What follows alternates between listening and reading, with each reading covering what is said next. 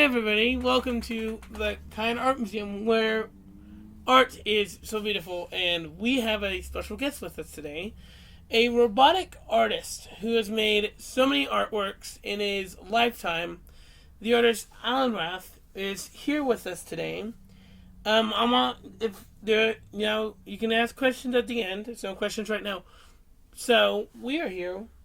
A guy who's made eyes looking at us, but one of our particular pieces now is Read My Lips, which is part of the Camp's collection. We also have another one, which is Neo Watcher. No, sorry, not Neo Watcher.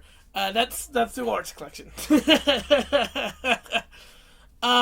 Actually, we have Watcher, Watcher 7, and we also have a new, actually, recent acquired piece, which is Sulfilef. I don't know how I can pronounce it, but yeah, I think that one's pronounced something like that. So, yeah. Well, anyway, let's get started with Mr. Alan Rath. So, Alan, you've made art so many years, and when we come to you, we expect light and color from the works. And so how do you assemble all the sculptures into making them, watch you and, come on at recent times? Well, the first things I would do is basically look at the work and, basically, take a look at it. And as I remember, as looking at the artwork and thinking, is there something that I can do about this? And I remember that basic lights and color is something simple to, do another color. So, for example, you take a color and you make the eye changes well. And with technology, it's really cool. So, we have the video setting. Now, there's one thing I want to ask you, Alan, is based on colors and light, how is it that light and color, come all to here? And, I want to know about that motion sensor. This is, really cool. Walking into gallery and it's stink. So, how do you think that's going to work out? That's a good question. So, I built in a motion sensor that was built into the camera. And so, as I built in the camera, I built it in, and so when no one's in the gallery, it will turn off. And a lot of people think this is a mystery because of, normally, mostly people would think, oh, well, how is this work going to be idealizing to the viewer?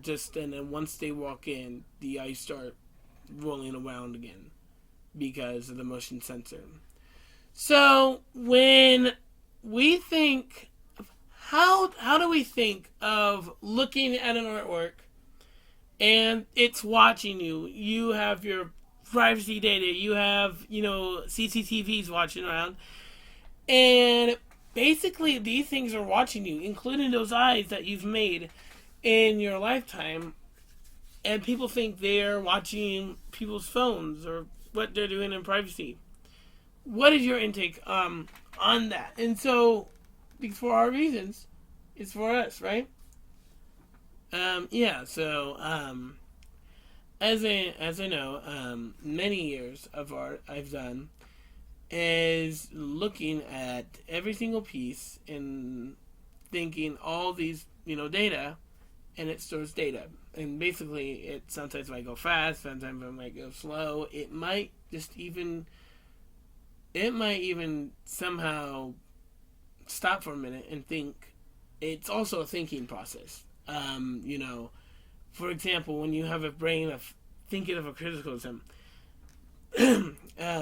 you think of what it is going to look like, and for us for the future, it has to do with something that is mindful. And I think of what it is. It's not. It's just something about technology. And when we think of robots moving around, eyes. Now you had a full on robot, right? It's 2024. Yes. But as I'm saying is that robot could be a giant foot ton robot. Now moving on as it goes, and it could maybe influence the intake for someone to just say, well, here's a robot. It's moving along all across the room, and then it visualizes data, and then it stops, and then it comes back, and then it comes in, it goes out.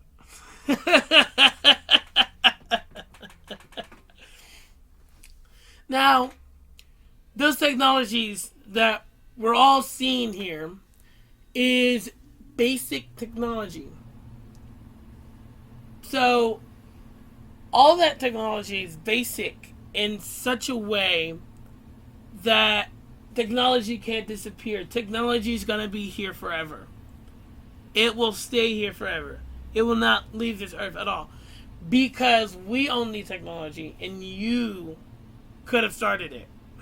Yeah, I think I've started it. And I, generously, perfectly know basically how that technology works. And so in each way, there's the first part and the second part and the third part. The assemblage is really cool. So yeah, tell us about how you make this piece and how is it made. So I first, I've taken 2 videos that required the data source of particularism, right? And so there was I used my own eyes, but that's really interesting to use your own eyes, and to use your own eyes in an artwork that's basically so simple, just so simple to use your own eyes and visualization and perception, just to use your eyes and then use them again, over and over and over and over again.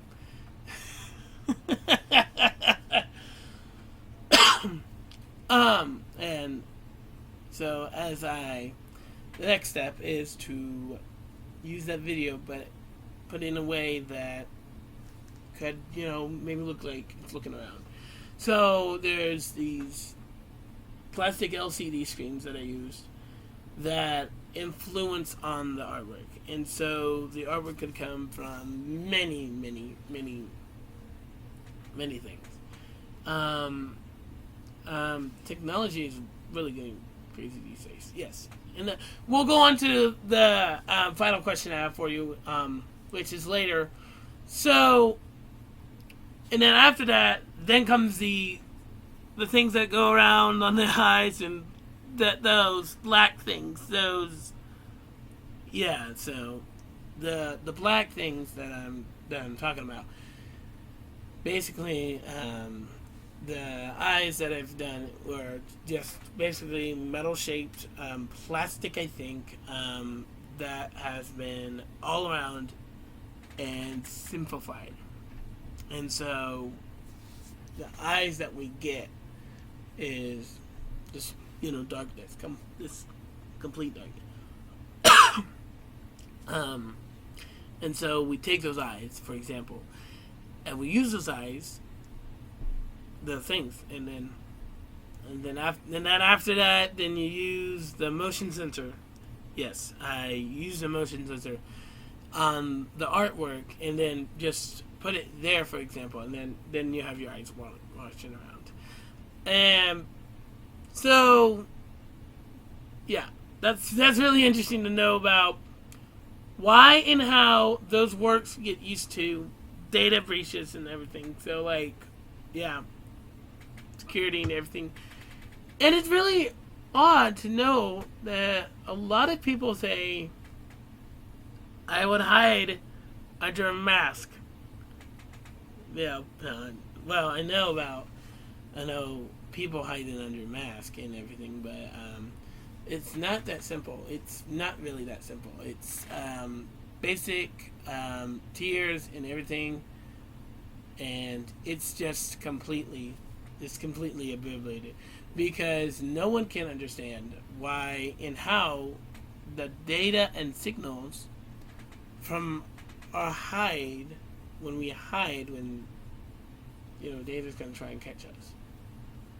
It's basically not that simple for data and us to get along and then to get away off in this technology and then come back as one piece and then come all together.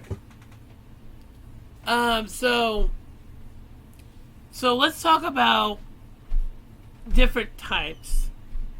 We'll start with the first type being the first earlier work. I want to talk about Voyager. That's not a piece I like, but I kind of like it as it is funny. I like it and when it's so funny because it's crevice shaped eyes. Yeah, and I know there's a lot of people that say that are crevices eyes, and that's one reason. That's the earliest work I've made. And then you made all those works that actually contain feathers that are robotics, and they like for example, you have a counting timer 1, 2, 3, 4, 5, 6, 7, 8, or is it yearless? Yes, it is yearless because of the way how long it takes for each minute to go 1, 2, 3, 4, and then it just goes on forever. This is a countless timer. But all of your works has been so we're running low on time, and so I want to ask you one question, Alan. So right now we're here in 2024. My biggest question to you is, what is AI? Because if, like, right now I searched up Alan Rath and AI generated an image of your work, what would you think? Would you be mad, or would you be confused, or anything complex? Would you be, like, anything about that? Well, I would think AI with technologies kind of, sounds weird. But modern technology is getting huge these days. And so I think of myself, I think that AI technology would, get more bigger in the year, and how it's socializing is big and lightful. And basically it does, generate not good parts or something. But it is the future or something. And I think to myself, well, here's something else. I think, as myself, take AI as a really seriously thing. And there's ChatGPT. There's, yes, right.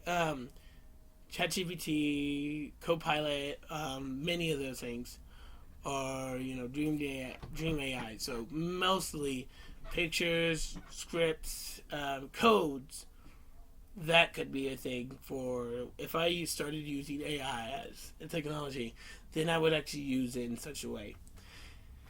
That is really interesting, Alan Rath. Just to say, all that technology from AI to socializing experiments, it's explosions of lights and color. For us, example, why and how color is going to affect the future, right? And now it is actually time to open to questions. If anybody has questions to ask Mr. Alan Rath, please feel free to do. We have 3 questions open, and anybody else? Anybody wants to go and ask Alan Rath questions? Yes, the guy with the crazy hair.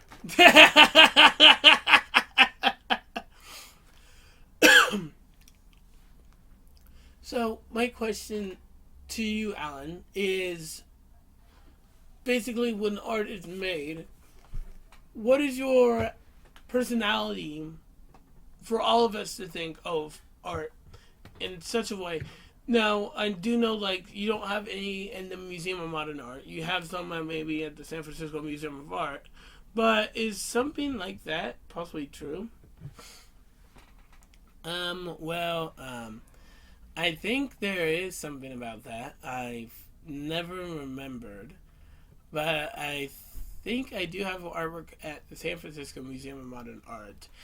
But as it is to reality, I think it is something that we can all resolve. So something like maybe thinking why art is hard or why is art is simple. It could have something on our mind. Basically, right? Yeah, that was an obvious question for all of us. Yeah, so that could be something right there that all of us know.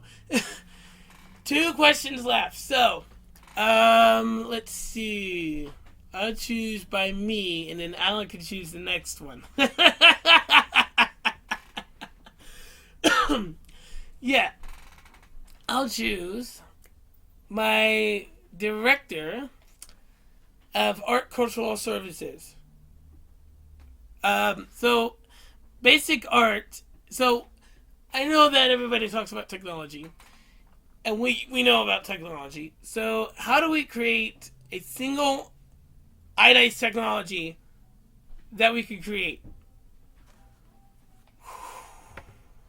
That's a hard question. Yeah, it is. Honestly, I take that seriously, but basically, when you ideally use technology, you're writing a code, and then you take the code and you're like, generate this code. Keep this code safe, and then keep it from not separating at all. Because if you don't separate it, then we have a bad offense, and then we have something else that takes our technology away. And Alan, go ahead and choose your. I know, it's really hard. I'll choose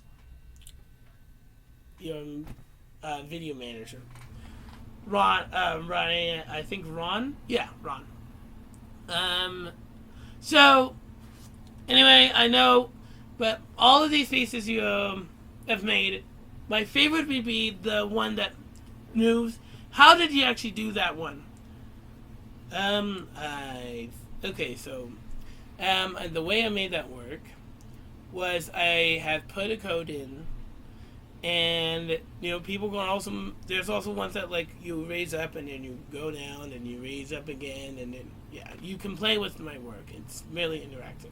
Some of them are interactive, some of them are not. But they really are interactive. So I feel like that's the same way as you want to play with my works.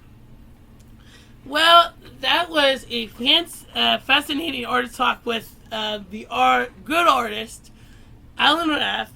Alan, it is so nice to meet you with all your artwork. I love your artwork so much. And especially Sociofact, which might be a drone flying one day. But Alan, thank you so much for coming. You are an amazing artist. Yes. Thank you everybody for coming out. Thank you guys so much. Have a good night.